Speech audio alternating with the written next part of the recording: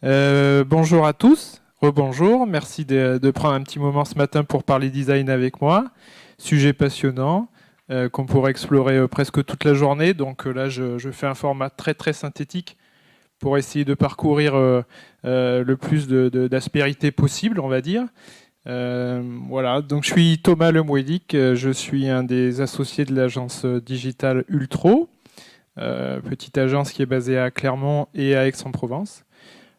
Qu'on a créé en 2008 avec mon associé, avant d'avoir travaillé pendant à peu près une quinzaine d'années dans le web dès ses débuts.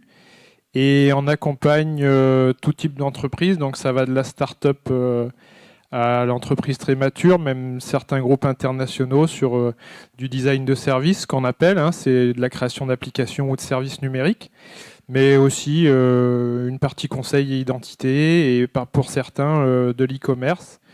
Le client qui est souvent le plus cité chez nous, c'est Picture, qui est quand même une petite référence locale que beaucoup connaissent, avec qui on collabore depuis leur début. Voilà. Et on est en train de sortir un site e-commerce grand public qui sera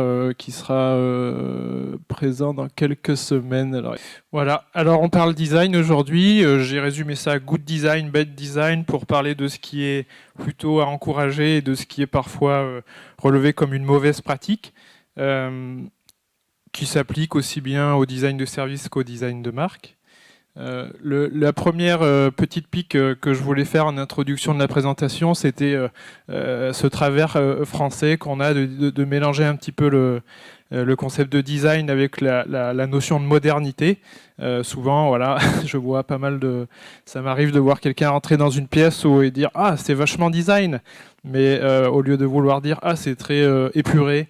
ou c'est moderne, ou c'est stylisé. Voilà, il y a toujours une petite confusion là-dessus, alors que le design, chez nos amis anglo-saxons, c'est très clair, c'est plutôt la manière de concevoir les choses, c'est-à-dire un ensemble de pratiques qui visent à faciliter l'usage, la manière dont j'utilise l'objet ou le service, ou la compréhension, la manière ce qui va m'aider à me repérer dans l'espace, ce qu'on a typiquement avec un exercice de signalétique ou de signalisation ou d'orientation, voilà, ou alors la compréhension, on l'a également face à une interface, un magazine, un livre ou un tableau de bord par exemple. Alors quand on appliqué à l'entreprise, le design, on le retrouve sous plusieurs formes. Là j'ai pris Nest, hein, c'est une entreprise que j'adore, que vous connaissez peut-être, qui fait partie de la grande maison Google aujourd'hui, qui avait vraiment inventé ce fameux thermostat au début, grosse innovation produit, et qui aujourd'hui est copié par d'autres industriels, et qui est une petite start-up à la base.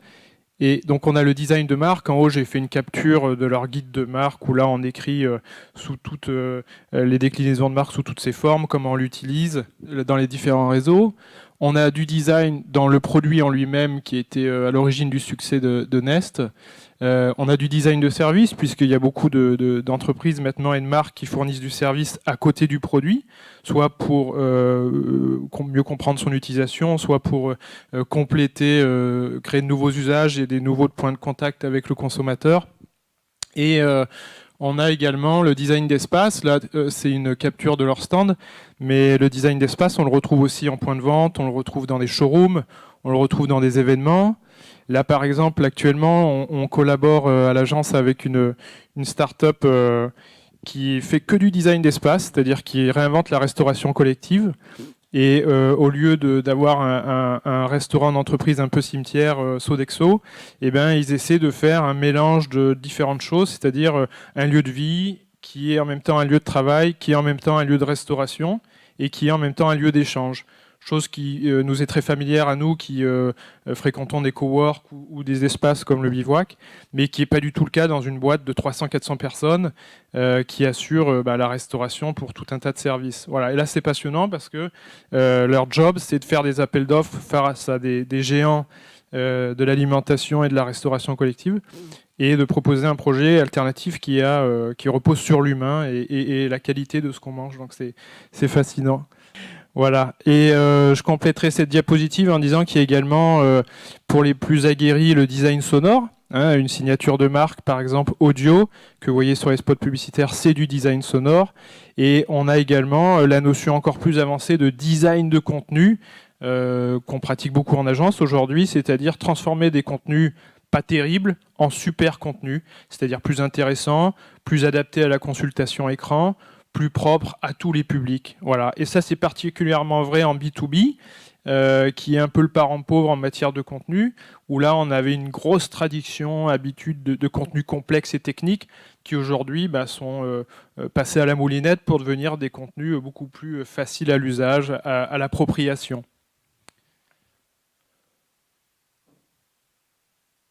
Ok.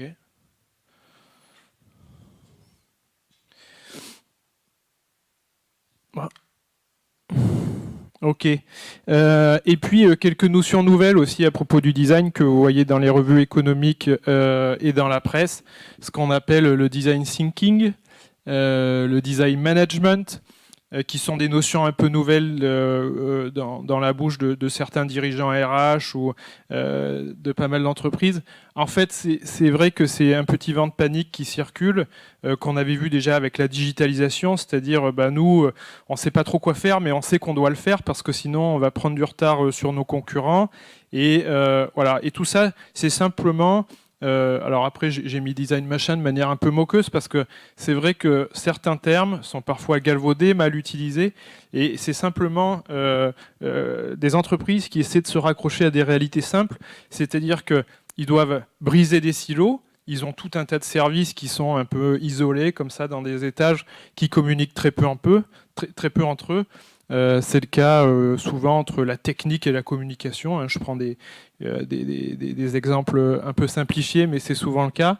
Le design management, le but, c'est aussi de stimuler l'innovation. Beaucoup d'entreprises se sont arrêtées à leurs produits, à leur façon de faire, à leurs distributeurs, et puis se sont dit, voilà, soit fort d'un succès commercial ou d'une certaine réussite, que c'était plus la peine de rechallenger leur manière de faire. Le fait de voir des startups le faire et les bousculer, ça leur a été un vrai électrochoc pour certaines, qui se sont mises du coup soit à créer des incubateurs, enfin on voit toute forme de dispositifs innovants au sein des entreprises, soit même de racheter des petites entreprises, des startups qui étaient en train de bousculer leur marché pour relancer l'innovation. Et puis, cette phrase, cette approche que je vois souvent, qui me fait toujours rire un peu jaune, être centré utilisateur ou consommateur, qui nous semble être vraiment le point de départ évident d'une démarche produit, qui en fait avait été complètement oublié pendant des années, ce qui fait qu'on se dit, tiens, mais en fait, il faut qu'on discute avec l'utilisateur, il faut qu'on lui fasse essayer, il faut qu'on lui propose des choses. Voilà, donc on voit mûrir des workshops, des tests utilisateurs, des séances, des focus group. Là aussi, il y avait des entreprises qui avaient l'habitude de le faire. J'ai participé à ça il y a longtemps, et puis il y en a d'autres qui ne le faisaient pas du tout. Donc il y a un gros enjeu quand même si je suis un peu sévère avec tout ça. C'est vrai que c'est essentiel qu'une entreprise soit capable de se remettre dans le jeu chaque année, ou chaque cycle produit, pour se dire, OK, on a réussi quelque chose, maintenant qu'est-ce qu'on fait ? Rassemblons nos utilisateurs, faisons des tests, des projections, etc. Travaillons avec d'autres. Les partenariats technologiques servent aussi à ça, pour créer de l'innovation. Alors pourquoi cet intérêt soudain pour le design ? Je viens de le citer dans les grandes lignes, mais j'aime bien citer aussi cette étude de ce fonds d'investissement NEA qui est très très connu aux États-Unis, assez peu en Europe, qui est un des plus gros fonds d'investissement start-up. Ils ont notamment est à l'origine de belles aventures comme Groupon ou Jet ou d'autres. Ils sont vraiment sur le médical et la technologie. Aujourd'hui, c'est à peu près 20 milliards investis dans un portefeuille de 300 startups. Donc autant dire que c'est des gens qui ont énormément d'expérience et de recul sur le sujet. Et comme c'est des passionnés de belles aventures et de belles entreprises, ils ont sorti cette étude, le futur du design dans les startups. Chaque année, ils vont la reconduire. Donc là, je cite celle de 2016, mais il y a aussi celle de 2007 qui est en préparation. Et là, ils nous sortent tout un tas de chiffres. On avait très peu de chiffres sur l'importance du design dans l'entreprise. Et ils nous apprennent plein de choses intéressantes. Donc dans cette étude, ils ont à peu près 300 à 400 entreprises répondantes qu'ils ont regroupées en catégories. Donc on va dire les designs centriques. Des gens qui disent oui, oui, le design c'est important dans ma boîte, voilà, sans trop savoir vraiment comment l'utiliser. Et des designs, ce que j'appelle matures, c'est-à-dire des entreprises qui ont dans leur mur un ou plusieurs designers et parfois même un des associés qui lui-même est un designer. Voilà, ça arrive dans beaucoup d'aventures de start-up, qu'un succès produit, il est aussi à l'origine d'une vision, voilà, il vient d'une vision, d'une projection d'un des créateurs. Et tous se mettent à peu près d'accord, surtout les designs matures, pour dire que voilà, 87% du bon design fait des meilleures ventes. Alors évidemment, avant d'arriver à ce raccourci, il y a tout un tas d'étapes, mais on se dit qu'un bon service génère plus d'engagement, une meilleure fidélisation et une bonne démarche design fait des cycles produits plus rapides. Parce qu'on est capable de faire des itérations, du développement beaucoup plus agile, beaucoup plus fragmenté, avec des résultats et des livrables intermédiaires. Et cette philosophie, normalement, donne de meilleurs résultats puisqu'on teste, on apprend de ces tests, et on restitue ou on avance sur l'étape suivante avec déjà un retour sur expérience. Je mets aussi cette petite citation de la Cathy, là, qui est à la tête du design chez Airbnb, alors, qui résume vraiment bien mon propos, je l'ai mise aussi pour ça. Une entreprise qui est design-centrique, elle donne la priorité à l'expérience utilisateur. Ça aussi, c'est un terme qu'on voit énormément aujourd'hui dans les analyses, dans le discours des responsables de la technologie, de l'innovation, qui veulent remettre leur utilisateur ou leur consommateur au centre de leur manière de faire. Et surtout, elle est réceptive aux idées nouvelles, c'est-à-dire que c'est une démarche d'ouverture. Moi, j'ai travaillé pas mal ces dernières années avec Limagrin et Michelin, entre autres, et c'est vrai qu'à un moment, je leur disais à Limagrin, mais finalement, ça va arriver chez vous forcément, et ce sujet de la technologie, de la start-up, du partenariat, et c'est ce qui s'est passé, puisque aujourd'hui, ils se rendent compte que les start-up, elles sont partout, que ce soit pour amener de l'agriculture en ville, pour s'intéresser de plus près à la filière, enfin, il y a plein de sujets, et comme on ne peut pas tout générer soi-même, parfois, le meilleur moyen d'avancer, c'est de s'associer avec d'autres. Donc, c'est d'être ouvert à ça, de se dire, je crois que je ne vais pas y arriver tout seul parce que je ne sais pas le développer, je ne vais pas assez vite, je n'ai pas la manière d'incuber. Le mieux, c'est de le faire avec d'autres. Voilà, donc vous avez aussi des partenariats au bivouac avec ces gens-là. Mais c'est important de savoir aller chercher le savoir ailleurs. Et c'est aussi une démarche de persévérance et de recherche de perfection en se disant on ne se limite pas au assez bien. En fait, on est en recherche, on remet nos process en question, on recherche à améliorer en permanence. C'est pour ça qu'une belle entreprise digitale, un beau service, on va voir chaque fois des améliorations sur le site, une recherche, un petit bouton qui change, une petite notice, une façon de traiter l'information qui évolue en continu. Et ça fait partie des services qu'on fait à l'agence avec d'autres startups, et c'est un travail très riche. Voilà, on cherche à améliorer en permanence l'expérience globale, un concept qui était hyper cher à Steve Jobs à l'époque en disant non, le packaging il doit être comme ça, la notice elle est comme ça, il y a un sticker à tel endroit, il y a un cap comme ça. Voilà, l'expérience globale du toucher, de la vue, du point de vente, de l'expérience post-achat, ça c'est l'expérience globale. Alors, autre statistique issue de cette étude, et j'aime bien ça parce que ça s'adresse à nos amis start-upers ou aux jeunes entrepreneurs qui créent dans l'optique de soit de céder, soit de s'associer, soit de faire partie d'une aventure plus grosse. Mais je pense que, et je partage cette opinion, de dire que du bon design contribue à une meilleure, ou en tout cas une valorisation plus importante du projet. Moi, je fais partie des utilisateurs ou des consommateurs qui sont davantage séduits par un produit bien designé, que ce soit une marque, un service, un objet, même un vêtement, on va dire, qui est bien designé, plutôt que un autre concurrent, un autre service qui, lui, le serait un peu moins bien. Oui, pardon ?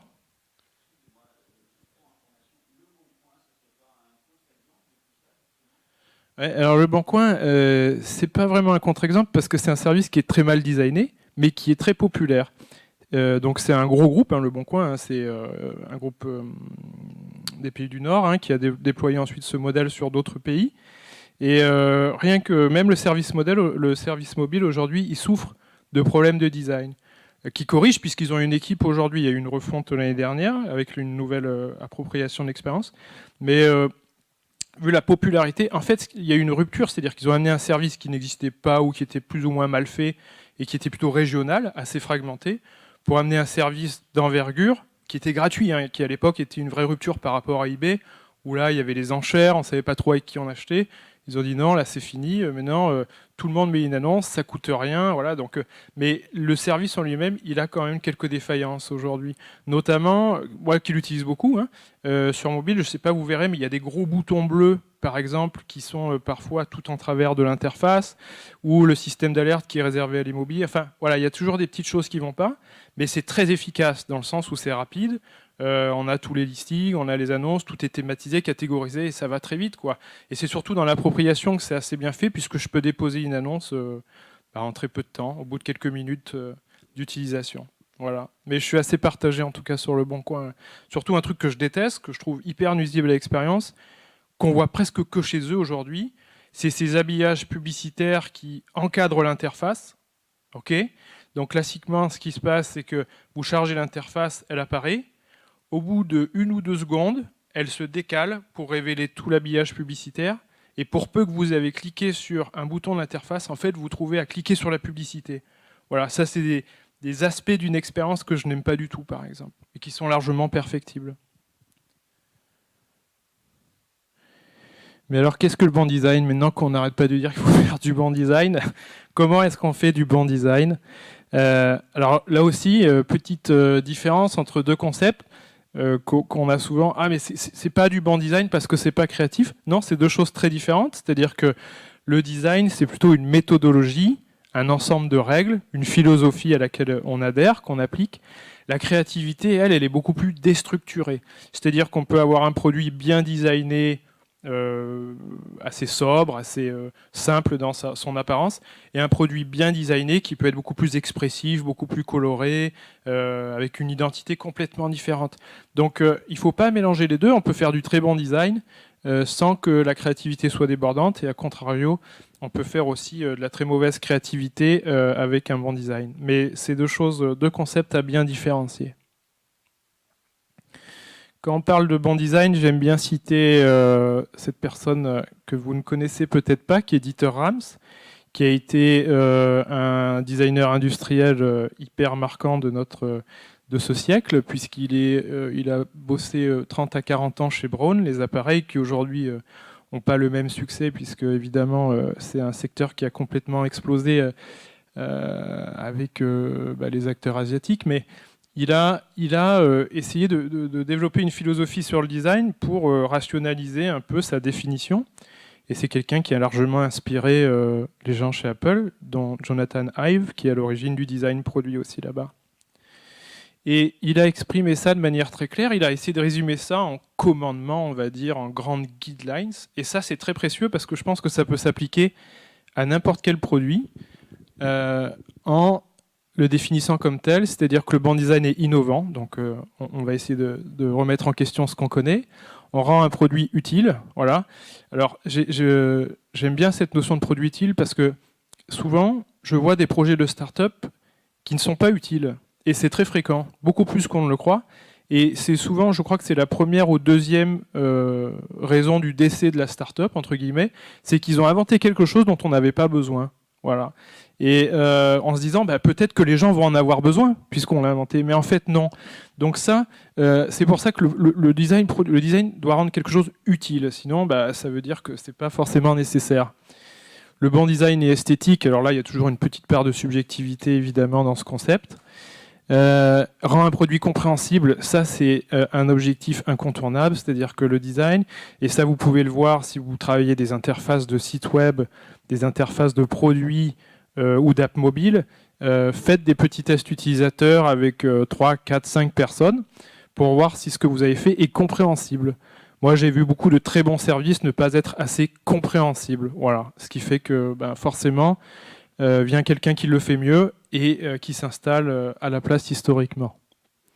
Le bon design est discret. Alors là, il y a des partisans un peu radicaux qui disent qu'on ne doit pas voir le design tellement il doit être bien fait. Ça aussi, c'est une philosophie qui me plaît, même si on n'est pas tous fans du minimalisme. Hein, c'est pas une religion. Le bon design est honnête.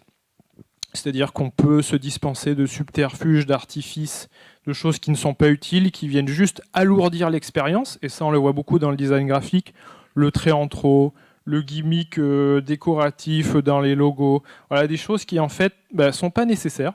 Ça ne donne pas plus d'identité au projet, ça ne le rend pas plus beau, ça le rend juste plus complexe, en fait. Et ça, c'est ce qu'on essaie de travailler avec les marques avec lesquelles on travaille. Le bon design est durable, ça me plaît beaucoup aussi. C'est l'idée que ce qu'on crée va durer plusieurs années. Ça veut dire qu'on a fait des choix qui sont fondés sur des décisions de solidité, de rationalité. Je vais montrer quelques exemples, mais c'est vrai que changer de logo chaque année, ça veut dire qu'on a un problème quelque part avec la manière dont on le conçoit ou la manière dont on le travaille avec le partenaire qui le crée. Le bon design est approfondi jusque dans les moindres détails. Là aussi, je pense que la recherche de perfection est toujours salutaire et bénéfique. Le bon design est respectueux de son environnement et le bon design est le minimum de design possible. Voilà. Donc, tout ça, c'est des choses qui peuvent servir, mais pour tout, hein, qu'il s'agisse d'un logo, d'une interface de site web, d'une plaquette, d'un vêtement. Voilà, c'est toujours, encore une fois, à contrebalancer avec la créativité, puisqu'il y a de la bonne créativité qui rajoute de la valeur au produit, mais il y a de la créativité qui, par contre, enlève de la valeur au produit. Il faut toujours trouver cet équilibre-là. C'est assez subtil, mais quand c'est réussi, ça donne de très bons résultats. Alors, quand je fais une petite aparté sur les sujets qu'on traite avec les entreprises, alors qu'est-ce que le bon design quand on parle d'identité et de dénomination? J'avais un début d'échange au café avec quelqu'un qui parlait de changer de nom de son projet de start-up. Et puis il y avait quelqu'un de chez Michelin qui parlait de leur recherche de nom pour leurs produits. Alors c'était super intéressant parce qu'il expliquait la démarche qui les avait amenés à choisir ce nom-là. Et c'est la bonne démarche. C'est-à-dire qu'il y a une histoire derrière ce nom. Il y a une démarche, voilà, ils ont creusé le sujet. Et là, j'ai été un peu méchant. J'ai mis plein de noms de start-up qui ne veulent rien dire. Alors, justement, la personne avec qui je m'entretenais me disait « Oui, mais c'est vachement compliqué parce que tout a été pris. Il y a plein de gens qui sont passés avant nous. Il y a les domaines, il y a le dépôt de marque, il y a le sens, l'universalité. On a envie tout de suite que quelqu'un d'anglais ou d'américain comprenne notre aventure de marque. Voilà, c'est pas facile, on n'a pas beaucoup de temps, on n'a pas beaucoup de budget. Alors, donc, le problème, c'est que cette démarche, elle mène à ça. C'est-à-dire qu'aujourd'hui, à part Kiwis qui a quand même décidé de préciser ce que c'était, parce que sinon, c'est pas possible de savoir, mais je vous mets au défi de me dire qui fait quoi là-dedans, à peu près. Alors, il y en a, mais je ne crois pas que ce soit la bonne démarche de gadgetiser son nom de marque, ou de l'infantiliser, ou de jouer sur la consonance et la sonorité, parce que au final, c'est un nom que vous allez garder un certain temps, qui va être dit oralement dans des pitchs, dans des présentations à des banques, à des investisseurs, et je ne crois pas que ça donne de la valeur de jouer là-dessus. Je pense plutôt que ça vaut le coup de se donner du mal à en trouver un meilleur, quitte à ce que on mette plus d'investissement dedans. Alors tout le monde dit ouais mais bon c'est chaud parce que nous on doit développer une app et puis on doit payer les bureaux. Alors ça je sais, mais je crois quand même que c'est un sujet assez sensible qui vaut le coup qu'on s'y penche un peu plus que ça. Alors voilà ce que j'ai régulièrement comme remarque. Oui, tout est déjà pris. On voulait un truc un peu rigolo, j'ai eu ça aussi. De toute façon on n'est pas une marque parce qu'on est un service, alors c'est pas la peine qu'on se donne du mal. Ou alors, on a cherché, mais finalement, rien ne nous a plu. Et on verra plus tard. Voilà. Mais il ne faut pas attendre plus tard. Parce que plus tard, quand vous voulez le nom de domaine, il vaudra encore plus cher, même s'il est déjà pris. Donc, ce n'est pas forcément la bonne démarche. Je crois plutôt que la bonne démarche, c'est que quand on fait un petit business plan d'entreprise, on provisionne du design parce qu'on a envie que cette aventure, ce projet, cette entreprise, elle plaise. C'est de la séduction. Donc, vous pouvez y aller... le plus chouette possible avec le PowerPoint, la chemise et tout, mais si ça s'appelle Rififi, ce sera Rififi. Et ça fera assez peu crédible aux yeux d'un investisseur qui va dire ouais, ok, c'est cool, mais ça s'appelle Rififi quand même. Donc c'est compliqué de jouer sur la technologie et ce côté un peu décalé qui, à mon avis, est pas toujours porteur de valeur. Alors après, il y a plein de façons. Vous allez me dire, oui, mais alors comment on fait? C'est bien sympa de tout casser. Mais il y a plusieurs façons de faire. Aujourd'hui, c'est vrai que vous verrez pas mal de projets qui jouent sur les extensions de noms de domaine. Avec l'ouverture et la prolifération des extensions, on peut faire des noms un petit peu plus longs, un petit peu plus compliqués, mais en tout cas des noms extensions, ce que j'appelle, ce qui est très approprié pour des marques digitales ou des services technologiques, mais au moins de s'appeler quelque chose point insignifiant. Je trouve ça intéressant. Et puis après, il y a évidemment plein de démarches, des ateliers que vous pourrez trouver sur le net, sur une méthodo. Il y a aussi associer 2 mots, alors ça, Facebook, etc. Là, c'est vraiment une recette typiquement américaine, mais qui marche assez bien. Enfin, je pense qu'on peut faire mieux et au moins trouver un nom qui ait du sens et une histoire. Même si c'est pas forcément votre histoire, mais qui est une histoire. Voilà. Alors, en termes d'identité, j'ai parlé du nom, le logotype, qui est un sujet qu'on a régulièrement à gérer aussi dans nos aventures et les collaborations avec les projets d'entreprise. Donc là, j'ai cité Paul Rand, qui est aussi un très grand classique américain, qui est à l'origine de plein d'identités fantastiques et de systèmes pour IBM, pour d'autres, pour UPS. Qui dit, mais là aussi, c'est pas la peine de réinventer la roue, faites quelque chose qui marche, quelque chose qui est durable, qu'on puisse lire. Je vois beaucoup de logos qu'on ne peut pas lire dans des tailles de 100 pixels, par exemple, je trouve ça normal, qui soit simple, mémorable, approprié, dimensionnable et intemporel. C'est-à-dire que ce logo, il va durer au moins 6 mois, ou au moins un peu plus. Voilà. Aujourd'hui, on a moins de scrupules à le changer régulièrement, mais c'est bien de garder en tête ces dimensions-là. Alors, j'ai mis cet exemple là pour dire qu'évidemment, on voit qu'aujourd'hui, ça va beaucoup plus vite, un cycle d'identité, ce qui n'était pas le cas il y a quelques années, où il y a des entreprises qui ont le même logo depuis 20 ans, même s'il a évolué légèrement dans le temps. Là, j'ai mis les changements radicaux qu'a traversé Airbnb depuis sa création, avec un logo un peu compliqué au début, un peu plus résumé ensuite avec une petite ombre portée, ensuite une version script pas très très lisible avec cette espèce de dégradé, pour ensuite revenir à quelque chose de flat, tout plat, puis ensuite elle a missionné une très grosse agence pour développer un langage graphique, ce qu'elle appelle universel, qui aujourd'hui est déployé partout, mais qui rejoint quelque part les notions abordées précédemment, c'est-à-dire lisible, durable, simple, efficace, et qui, en plus, avec cet insigne, a toute une histoire et un signifiant. Voilà. Thomas, j'ai une question. Tu peux décrire la signification du logo? Tu le sais, toi, Oui, alors c'est le graphisme. Ouais, on trouve l'histoire sur le site de l'agence qui a créé ça. Donc ça a pris. Alors il a eu diverses formes en fait. Hein. C'est un mélange de plein de choses, de liens entre les gens, d'amour, d'intériorité. Enfin, il y a plein de concepts derrière tout ça. Et j'ai mis dans les annexes l'histoire de ce logo. Ils ont inventé ce qu'on appelle un design system. Donc c'est plus que des guidelines. Là, c'est un site consacré à toutes les déclinaisons de la marque Airbnb. Mais c'est une très belle aventure. Alors, il a été critiqué, ce logo, c'est marrant que tu le cites, parce que sur le net, tout de suite, sont sortis des logos un peu équivalents 30 ans avant, en disant « Ah bah ouais, ils ont copié tout », alors que pas du tout. Il se trouve que c'était une démarche qui avait rien à voir, mais évidemment, les trucs se ressemblaient énormément. Mais après des dizaines d'années d'exploration graphique, ben, on arrive des fois à ce genre de confusion où on sort quelque chose et il y a eu quelque chose qui existait déjà précédemment. C'est une difficulté pour tous les créateurs de logos, malheureusement, de se retrouver un jour face à un logo qui ressemble au sien. Bon, voilà, c'est pour ça qu'il y a des agences aussi pour ça, mais c'est pas évident de trouver un signifiant ou un traité propriétaire exclusif. C'est même très difficile. Et pardon, une petite question. Et tant qu'on est sur les logos, du coup, Ultro, ça veut dire quoi ? Et pourquoi vous avez mis une barre sur le haut ? C'est une super question. Alors, je fais un léger décrochage. Ma première agence s'appelait Robertson, nom anglo-saxon. Alors, Robertson, et pourtant, quand on l'a créé, on n'était que 2.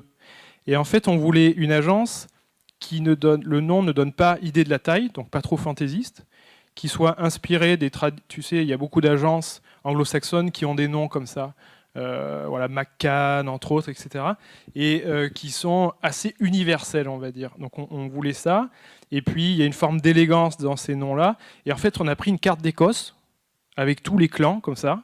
Et il y avait McDouglas, il y avait plein de choses, et il y avait eu Robertson. On s'est dit, oh, ça c'est vraiment bien Robertson. Et après on s'est dit, putain, il nous faut une histoire, parce que les gens vont nous dire, mais Robertson, tu t'appelles Thomas Robertson, et en fait pas du tout. Et on a trouvé un monsieur Robertson au 19e siècle, qui est l'inventeur des lanternes magiques. En fait, c'était des illusions d'optique, et nous on jouait avec ça en disant, nous on fait des choses à l'écran qui transforment la vie des entreprises. On a réussi à faire une histoire. Ensuite, cette agence a été rachetée, et après, on a créé Ultro. Et Ultro, ça a été très compliqué. Et finalement, on est arrivé c'est un terme latin qui veut dire à côté d'eux et au-delà. Alors, c'est des notions latines, hein, évidemment, je le résume un peu. Mais c'était l'idée d'accompagner notre client, être à côté d'eux et de voir au-delà la perspective. Et donc, sur le haut, il y a ce qu'on appelle le macron, hein, je ne l'invente pas. C'est cette barre sur le haut qui est un purement caractère latin. Voilà, on a transformé en artifice graphique, qui fait partie, mais il y a une explication derrière tout ça. Voilà. Quand on dit qu'un logo doit s'adapter, être dimensionnable, j'ai remis cette slide pour bien rappeler qu'un logo, c'est protéiforme, c'est-à-dire qu'aujourd'hui, ce n'est pas monobloc du tout. Il faut bien penser que votre logo va être utilisé dans des expressions très réduites, comme un icône d'app mobile ou un bookmark de navigateur. Il va être utilisé par des partenaires tiers pour se brancher avec votre système, par exemple. Il va être peut-être utilisé dans des déclinaisons B2C ou B2B. Il va être aussi utilisé dans une forme institutionnelle. Voilà. Et après, pour les plus chanceux qui créent des produits avec leur signalétique de marque, ça peut devenir juste quelques symboles graphiques. Mais c'est toujours avec des déclinaisons, avec une certaine forme de modularité. Voilà. Donc bien penser qu'un logo, si on ne peut pas l'utiliser en petite taille, c'est qu'il a un défaut, par exemple. Si on ne peut pas l'utiliser dans une petite taille d'icône, c'est qu'il a un problème aussi. Donc il faut bien anticiper tous ces cas de figure. Alors, le bon design, avant qu'il ne soit trop tard, c'est une petite anecdote qui m'est arrivée il y a quelques semaines. Donc moi, je suis assez fan de course à pied. J'aime beaucoup ça. Et dans la course à pied, il y a évidemment des notions de performance, de technologie, de dépassement, de technicité. Voilà. Alors là, à gogo, je crois que tout le monde utilise ce discours-là. Et je vois souvent des produits de cette marque X-Bionic, qui est une marque suisse, italo-suisse, qui a vraiment travaillé son design. Donc dans son identité, dans ses produits, dans son discours, dans ses supports, tout est parfaitement harmonisé. En plus les Suisses, tradition graphique, c'est presque dans leur sang. Donc là, je trouve ça fantastique. Et donc vous verrez peut-être un jour ces produits dans les magasins. Et j'étais sur un salon Sport Achat la semaine dernière. Et je tombe sur cette entreprise française qui s'appelle Monet Sport. Et qui fabrique des produits à peu près équivalents, donc des chaussettes très techniques, voilà, je passe les détails. Et donc, je veux rencontrer ce gars, parce que je me dis, mais les produits sont vraiment bien, j'en vois, je me dis que c'est super. Donc j'entre en contact avec le patron de cette entreprise, donc c'est un industriel d'une 50aine d'années, qui a repris Monet Sport, voilà, ça fait partie des entreprises françaises qui ont eu des difficultés, qui n'ont pas toujours su se renouveler, justement. Et il a racheté ça. Et donc je discute avec lui, très sympa et tout. Et il me dit, ouais, non, mais en fait, le design, on verra après, parce que là, c'est compliqué. Ça fait 3 années qu'on sue à placer des produits et à les vendre. Donc pour moi, ça viendra après. Et donc j'essaie de lui expliquer à ce moment-là que c'est l'inverse. C'est-à-dire qu'il faut faire le design avant pour avoir des bons produits, être séduisant et vendre. Et en fait, ça ne marche pas. Donc j'essaie de trouver une autre manière de lui exprimer ça. Mais je me suis retrouvé face à des réflexes naturels de dirigeants qui disent non, mais moi j'ai des salariés, j'ai une boîte à faire tourner et la communication, ce sera après. Sauf que, je vais pas trop insister là-dessus, mais il est en face de ces gens-là dans des magasins. C'est ça la réalité d'un linéaire produit. C'est-à-dire qu'aujourd'hui, on ne peut pas se permettre d'être complètement en décalage avec son univers concurrentiel parce qu'on a une priorité industrielle. C'est pas possible. Donc j'espère qu'on pourra collaborer avec lui. Je suis à la trace pour réinventer Money Sport, super boîte française qui a 100 ans d'existence. Enfin, les histoires, il y en a plein les cartons chez eux.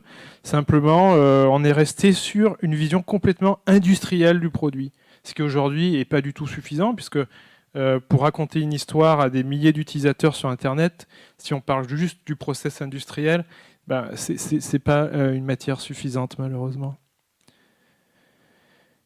Alors, un petit point aussi sur le design de service. J'ai parlé du design produit, du design de marque. Design de service, sujet que je connais bien en tant que concepteur aussi. Ça a explosé, les services. Je ne vais pas en parler très longtemps. Vous en avez plein vos smartphones. Il y en a plein partout, sur les tablettes des enfants, des parents, qui sont liés aussi à ces nouveaux comportements. C'est-à-dire qu'aujourd'hui, l'utilisateur il est prêt à payer davantage pour un accès que de posséder. Voilà. C'est-à-dire qu'on est prêt à payer un abonnement à Netflix ou à Spotify, alors qu'avant, on allait acheter un service à l'année. Voilà. Là, donc, il y a une demande très forte de ce service sur lequel on se branche à un ou plusieurs utilisateurs pour utiliser un certain temps donné. Il y a aussi l'insatisfaction de services existants qui crée de très bons nouveaux services, on va voir.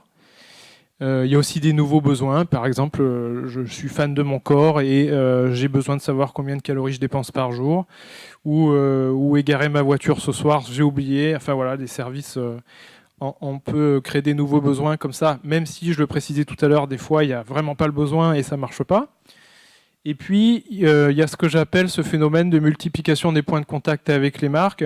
Les marques, elles ont compris qu'une fois que le produit était vendu, il n'y avait plus trop d'histoire avec le consommateur, et qu'en créant des services, on allait pouvoir prolonger l'expérience et soit dialoguer avec lui, soit lui proposer de nouvelles choses, soit l'engager sur une autre expérience. Donc c'est ce qui explique aussi qu'aujourd'hui, je les catégorise un peu comme tels, mais on pourrait affiner. On a des services de divertissement, le média, le sport. On a l'information, les services publics, un de mes chapitres préférés, et ensuite les services business. Là, on a tout l'e-commerce, le transactionnel, voilà, le booking, etc. Et je vais faire un petit exemple de rupture qui me plaît énormément. C'est l'histoire de Captain Train, qui aujourd'hui fait partie de Trainline. Je ne sais pas si vous connaissez l'histoire de Captain Train. C'est des gens qui se sont mis très tôt sur la revente de billets de la SNCF lorsque ça a été ouvert, ce marché. Et comme tout le monde trouvait l'expérience désastreuse sur la SNCF, ils se sont engouffrés là-dedans. Ils ont monté une petite équipe et ils ont commencé à revendre les billets de train. Et alors, ils ont dit, bah voilà, la SNCF, voilà comment ils parlent. Et nous, on va juste faire comme des humains. On va vous parler normalement. On va arrêter d'utiliser un langage technique qui est inapproprié aujourd'hui sur un service client, et on va s'engager à vous répondre en très peu de temps. C'est-à-dire qu'au lieu d'attendre plusieurs heures, ben nous, on va vous répondre en 2 heures. Ils s'étaient engagés sur un délai de réponse hyper ambitieux. Et c'est devenu un carton. C'est devenu un carton. Aujourd'hui, ça fait 70 millions d'euros de chiffre. Ça fait partie de Trainline. C'était racheté il y a 1 an ou 2. Et ça a une cote, mais c'est peut-être un des services français qui était le plus aimé. J'ai jamais vu une cote d'amour aussi folle de la part d'utilisateurs avec un service. Et ils expliquent très bien leur philosophie. Alors il y a des éléments qui restent sur des résidus comme ci sur leur site web, mais voilà, ils disent nous on a laissé tout le bullshit, on a fait que du service. On a voilà Twitter, réponse en 30 minutes, et les gens qui étaient habitués à des temps de latence énormes avec la SNCF, ils ont trouvé ça tout de suite complètement fou, quoi. Donc ils ont dit ben nous on va tout miser sur notre service client, et les gens ils vont trouver ça dingue et ils vont en parler, et c'est exactement ce qui s'est passé. Donc c'est une très très belle histoire, et ça c'est du vrai design de service, c'est-à-dire que on a fait un service et on l'a conçu de manière à ce qu'il soit performant, simple d'accès, facile à utiliser, voilà, simplifier toute une expérience qui était complexe. Ça c'est du vrai bon design de service. Alors, les facteurs clés de succès d'un bon service aujourd'hui, comprendre ce dont les gens ont besoin. Hein. Encore une fois, je le rappelle, on n'a pas toujours besoin d'un service inutile. Prendre en compte toute l'expérience du début à la fin, parce qu'au début, ça marche bien, mais après, quand ça merde, des fois, ça se passe moins bien. D'ailleurs, tous les entreprises qui vendent des produits techniques savent que la relation se dégrade, la lune de miel, elle se dégrade dès qu'il y a un pépin sur le service. Et sur la garantie, hein, tout le monde connaît ces phases-là dans le parcours d'achat, garantie, matériel cassé, prêt, etc., qui sont souvent des expériences très douloureuses.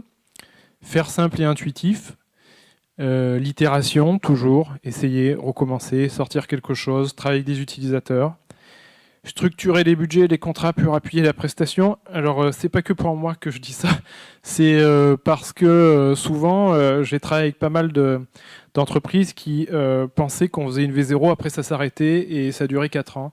Alors qu'en fait, un service, c'est en continu, c'est un robinet qu'on ouvre et il va vivre pendant une certaine durée, et qu'il va falloir avoir une équipe technique, et qu'il va falloir le maintenir, etc.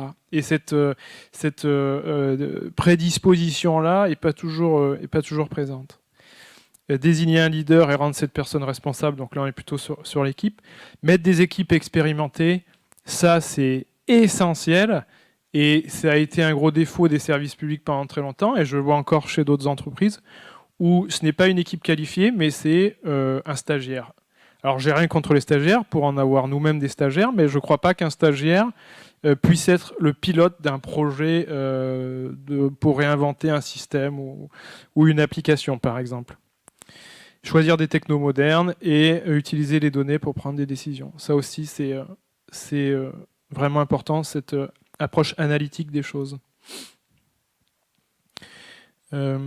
J'avais mis dans cette histoire ce qui s'est passé au Royaume-Uni dans les années 2010 à 2015, là où ils ont décidé de réinventer la roue, c'est-à-dire que ce qu'on a dans certaines villes comme Paris, où ils ont dit bon voilà, on monte une équipe numérique, on arrête les frais, les gens nous détestent, au guichet c'est la guerre, réinventons le système, quoi, ça peut plus durer. Donc ils ont réinventé tous les systèmes du gouvernement, ils ont pris que des têtes pour piloter tout ça, ça a duré très longtemps.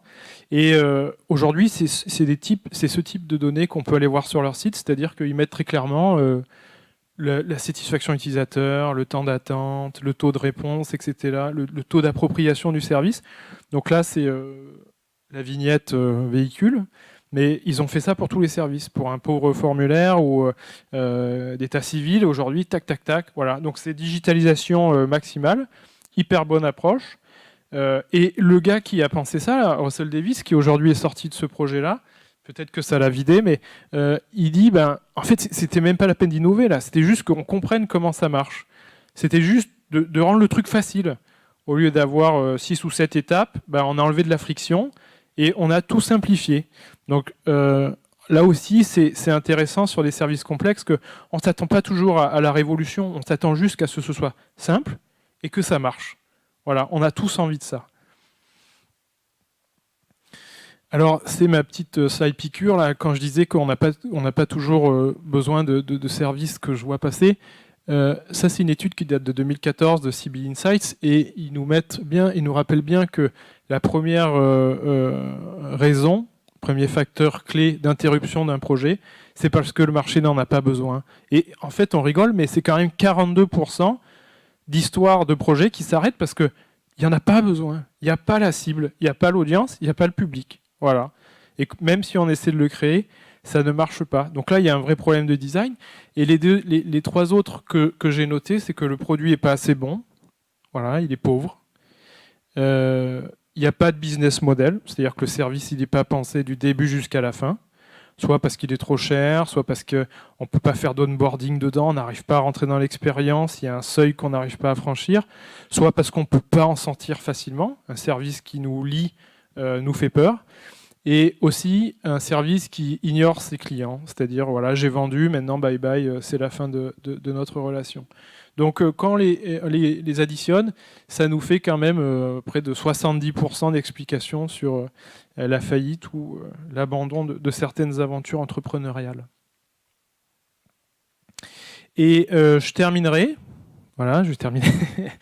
par un petit coup de pouce, puisque j'ai dit que tout était dur, mais il y a quand même les grosses marques aujourd'hui qui ouvrent énormément leurs travaux. Donc tout le monde connaît peut-être le framework de Google, Google Design, le Google Material. Et il y en a plein d'autres qui le font, ce qui fait que cette matière-là, il y a plein de projets de start-up qui peuvent l'utiliser plutôt qu'aller inventer du design compliqué.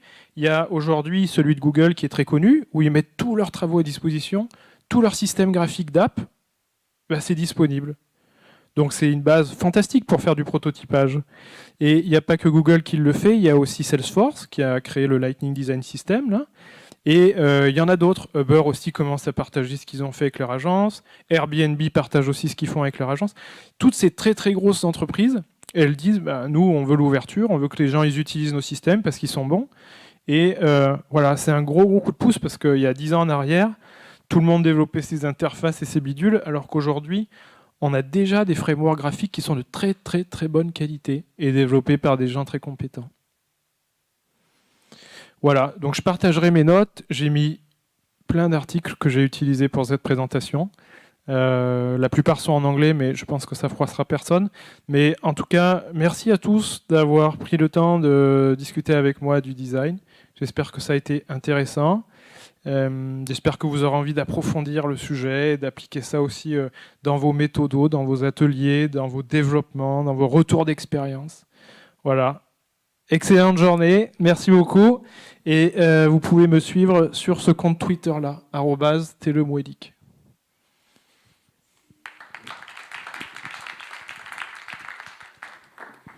Super, je peux terminer de ma place.